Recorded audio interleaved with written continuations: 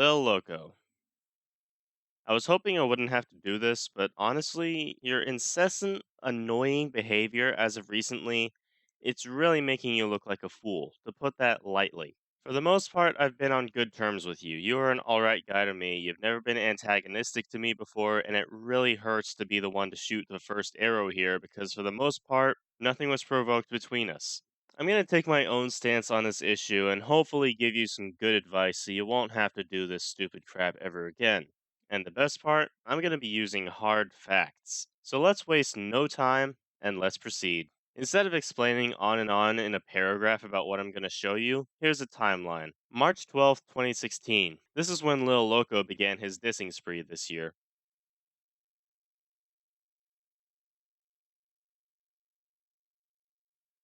March 13th, 2016. He leaves a comment on Christian McGuire's video The YouTuber, one of a batch of independent projects McGuire filmed. Now, this could be simple criticism, but I doubt he'd go to Christian McGuire specifically and just say whack and leave it at that. March 15th, 2016. This is when Lil Loko stole a beat from a beat maker for his Jackal Gold Kick diss.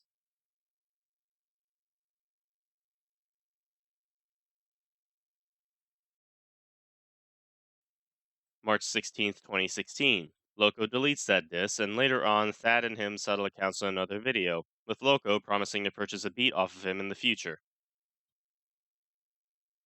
March 21st, 2016. A rapper by the name of Monsta disses Lil Loko, thanks to a description on his track, Madden on GameCube. April 16th, 2016. Lil Loko once again comments on a Jackal Gold Kick video. Take notice of my reply below that.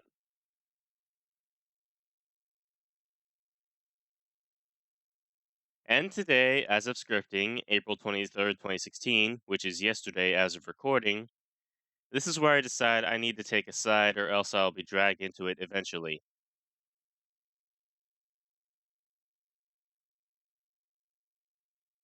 In my last reply to Jackal Goldkick, I say, I can name 3 reasons from the top of my head why he'd start dissing you again.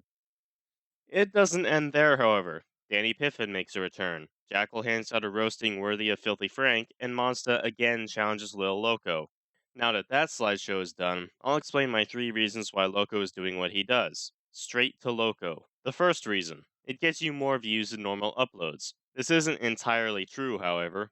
There are quite a few videos by you that have more than 100 views that are not disses. But it is undeniable that at least half of your views, if not a majority of them, are from the disses you made. Dissing is just what you do to make sure your channel is still relevant. If you stopped doing disses, you would not rise in popularity as fast, if you're rising at all, since I see your buddies are starting to leave you in the dust. However, honestly, one solution is simple. Change your style, experiment, do something new.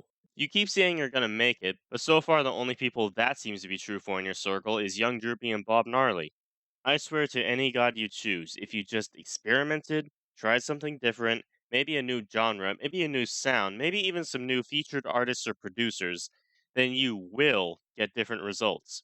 From what we've all seen in the slideshow before this, you're so desperate for attention that you will start dissing season on people who even had beef squashed with you before. Oh, and before I forget, here's some screenshots lovingly contributed to show another case in which you started this. Now, obviously, you may point out some inconsistencies with these screenshots. For example, a lot can happen between November 7th, 2015 and February 29th, 2016, assuming Lucifer Scarlet's time zones are accurate. I mean, just because nothing here in the Facebook chat is shown doesn't mean that anything couldn't have happened in YouTube or other places. Guess what? Nothing happened. Yeah, I checked the comments. I cut out the ones left by a frequent spammer and found no comments on the videos between those 2 dates left by Lucifer Scarlet that proves any provocation. Now, true. He had made an unmasking video of you, though, and a name reveal, and a real voice, which, to be honest, do those even qualify as something worthy of a beef? No, all 3 of those were very obvious. It's super easy to tone down your voice and find your normal voice or what sounds closest to it. It's immensely easy to find your face because you showed the half-covered version in the video of yours, and the name reveal. It's in the About section of your channel. And believe me, I'd know if Lucifer did anything to provoke beyond that because he and Jackal are pretty much historians when it comes to this area of YouTube. Jackal especially. They learn from experience with a certain AP. But back to the topic. You'll only diss because it gets you the views you want to feel satisfied. You only want to response at people because in turn it gets their fans to watch your videos. And then you turn around and say, wow, lots of haters here. But then you turn around again and say that you don't care about haters. So, what are you after? Views get you almost nowhere in YouTube fame. There are people with a million total views in some videos that only have 300 or so subs and have significantly less viewed videos on their channel as well. Figure out what exactly it is you want with this rap career. Are you a troll rapper or a rapper actually trying to make it? Here's the second reason why you act the way you act. You just can't let something rest. Nope, you can't. It's just that simple. You can't let something rest. You've beefed with Jackal Goldkick endlessly, starting before I came to YouTube. You guys are arch enemies now, in the words of Jackal Goldkick himself. From these pictures, you fired the first shot at him after your last beef was squashed. You also fired on Lucifer Scarlet at the same time, tried quarter acidly to involve Christian McGuire, and included sneak dissing in your songs in between. Nobody is more a guilty party than you, and you now comment that there's all sorts of haters on your doorstep. Gee, I wonder why. Here's a thought, Loco. To win a beef, don't start it. You have a much better chance at winning and getting the attention you want if you're on the defensive. However, knowing you, you most likely won't stop your annual dissing seasons, or experiment with your rap style, or let beef just be squashed, which brings me to my third and final reason. It's all you know how to do. All you do as of this year and the later half of last year is make trap. Not even good trap at that.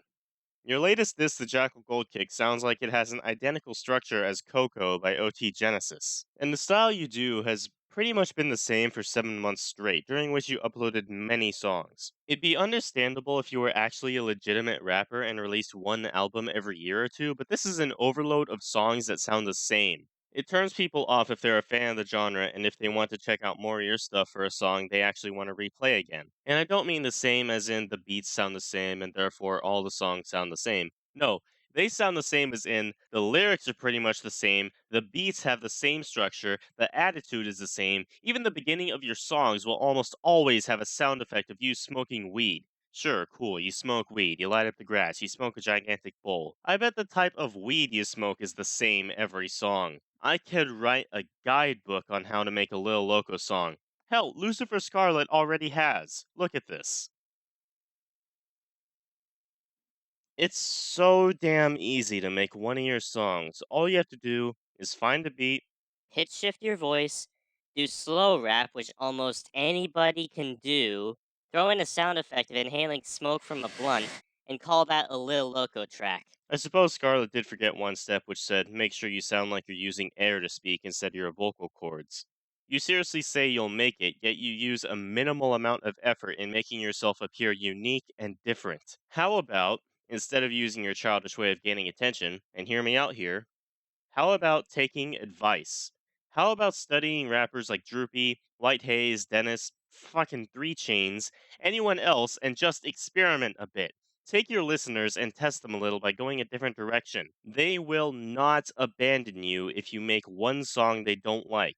If you decide it isn't worth it, try another route and repeat until you actually have some variety. You will definitely gain more attention and increasing popularity, so eventually you will make it, as you say you're always going to. This is why we're so damn adamant that you won't make it. You're not trying. You found something you like to do, which is good, but you're doing it to death. Well, guess what? Stepping out of your comfort zone can pay off. If you want me to show you 3 examples of how this worked for me, since I must know everything, here's 3. The first ever song review I did. The first collaboration I did with Jackal and Lucifer. My metal reviews. All of which did not tank me. I think a deviation on your end will not hurt. Loco, not since Austin Patrick have I been this annoyed with a person. I've just explained to you some reasons with some repetition why you do what you do, and some honest criticism, and some honest advice as to what to do. Now, if you want to rise up, if you want to make it in the so called rap game, you need to change your act. Sure, you can get 100 views on a diss, 40 on a normal track, but if you really made the effort, you wouldn't need to do disses to get views. You wouldn't need to start beef with other YouTubers. In fact, you could create some really good tracks that we'd all be listening to. I'll just end it here. I mean, it's all been said before, anyways, by so many people, so many mouths. Yeah, I'll just end it here.